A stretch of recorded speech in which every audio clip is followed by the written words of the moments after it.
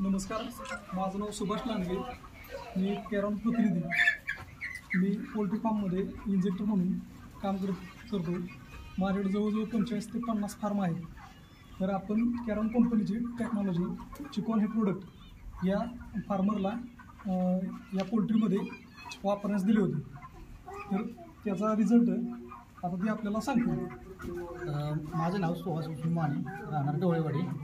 तर मी चिक्समध्ये लहानपणी 4, 5, 6 त्या दिवशी दिलं होतं. तर जरा ते दिल्यापासून मर थोडी कमी झाली आणि वेरिएशन बी कमी पडलं होतं पक्ष्यांमध्ये. आणि नंतर परत असं मी 3 डोस केले टोटल. तर आता माझा आता लॉट जायला आला आहे. FR मेंटेन आहे आणि साईज 26 प्लस लागते, 25-26 लागते. म्हणजे एवढं खराब वातावरण असताना सुद्धा साईज चांगली. आता हा आपला एप्रिल महिना चालू आहे, बरोबर ना?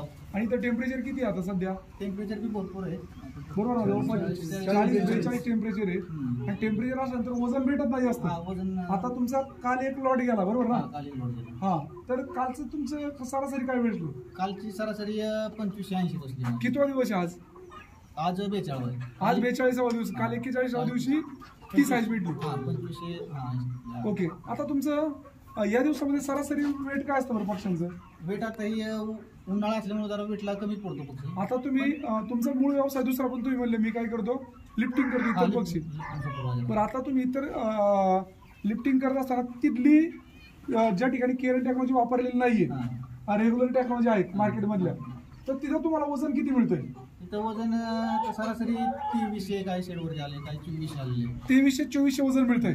पण आता या ठिकाणी आपण केरन टेक्नॉलॉजी वापरलेली, इथं मात्र किती भेटतंय? इथं 2600 तर लागला, 100% 2600 लागला. 2600 लागतो. मी काल 2550 पर्यंत भेटली, आहे का ना? म्हणजे तुम्ही समाधानी आहेत का? तुम्ही समाधानी आहेत का? समाधान आहे ना? पक्ष्यांच्या बाबतीत पाहिलं आपण पाठीमागं बघा बरं, पक्षी कसे वाटतात तुम्हाला? फ्रेश आहेत, आहे का ना? फ्रेश पक्षी पण फ्रेश आहेत, बरोबर ना? ओके. पक्षी पण कमी ना. जरा लेमचं बी प्रमाण कमीच नाही.